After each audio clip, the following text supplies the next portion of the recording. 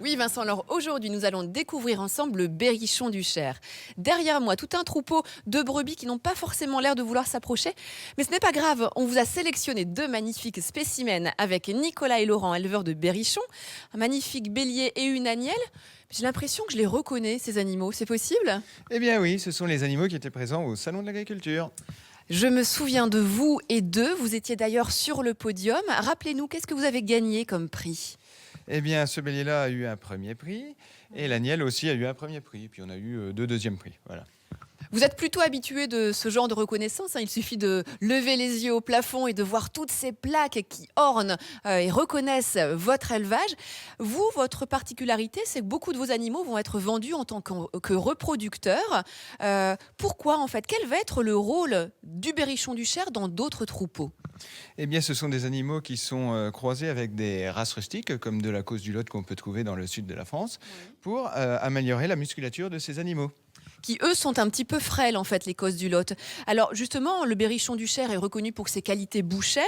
Quelles sont-elles? Qu'est-ce qu'on voit sur ce mâle? Alors, sur cet animal, on peut voir une épaule bien musclée, un corps très long et un gigot rebondi et descendu. Et descendu, ça, ce sont des bonnes qualités bouchères. On reconnaît aussi le berrichon du Cher à sa tête. Quelles sont ses Eh caractéristiques? bien oui, et la particularité, c'est que le berrichon du Cher a une tête bien blanche, une tête large et des oreilles bien développées. Oui, c'est ce qu'on voit tout de suite. Alors moi, ce que je remarque aussi, c'est waouh, l'importance, la taille de ces moutons. Il pèse combien ce bélier? Ce bélier pèse autour de 120 kg. Au salon, il pesait 120 kg. Et l'agnelle, même si bon, j'imagine qu'on va être un petit peu biaisé avec la laine qu'elle a autour, elle serait autour de combien? L'agnelle est un petit peu moins lourde, elle doit peser autour de 90 kg. 90, 120 kilos. Est-ce que c'est ce poids justement qui fait que le berrichon du Cher est un peu moins considéré comme une race rustique aujourd'hui en France? Eh bien, il est clair qu'on l'a sélectionnée, on l'a alourdie un petit peu, et elle était un petit peu moins à l'aise dans les parcours un petit peu difficiles, quoi.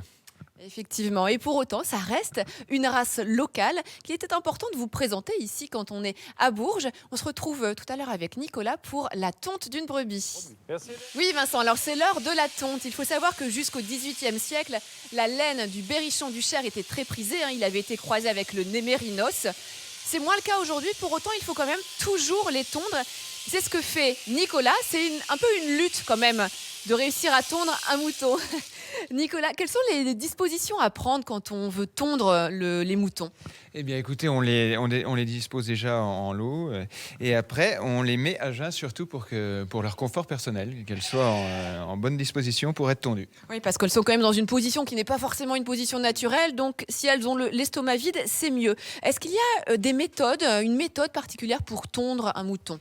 Eh bien, écoutez, moi, j'utilise la méthode montmorillonnaise, qui est la méthode française.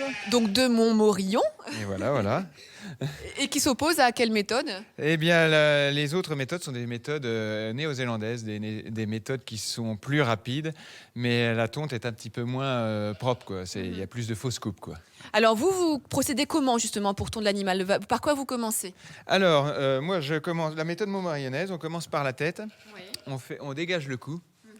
On tond le ventre s'il y a de la présence de laine. On fait l'entrepatte. Et après, on fait le dos et on tourne autour de l'animal. Ah bah alors, je vais vous laisser continuer à tondre cette brebis-là. Allez-y, hein, je vous pose quelques questions en continuant. Est-ce qu'il y a certaines précautions à prendre quand on tond? Eh oui, il faut surtout bien tirer la peau pour ne pas couper l'animal. Hein. Et puis après, il y a des prises spéciales pour, comme je vous disais tout à l'heure, pour le confort de l'animal. Est-ce qu'il y a des zones... Alors là, on la retourne, c'est ça? Est-ce qu'il y a des zones qui sont particulièrement sensibles? Eh bien oui, toutes les zones de pli, comme vous pouvez voir là. Ah oui. Là, vous voyez, on tire la peau Ouais. pour pas surtout pas couper l'animal, parce que ça, après... Alors, je vous laisse continuer. Il reste vu qu'un on seul... passe la tête pour faire le côté. On redémarre. Alors, vous allez récupérer combien de laine, là, sur cet animal? Sur cet animal, on peut à peu près 2,5 kg de laine par animal. Hein. Et vous avez mis longtemps à apprendre à tondre un animal? Eh bien, j'ai commencé. Mon père m'a appris à l'âge de 16 ans. Et puis, petit à petit, j'en faisais de plus en plus. Et au début, on va dire que je mettais 5 à 10 minutes pour faire un animal. Ouais. Et puis là, aujourd'hui, on est autour de 2 minutes. Quoi. Et là, vous êtes plus rapide avec cette laine qui est une laine très fine, la laine du berrichon du Cher. Voilà, on laisse Nicolas terminer.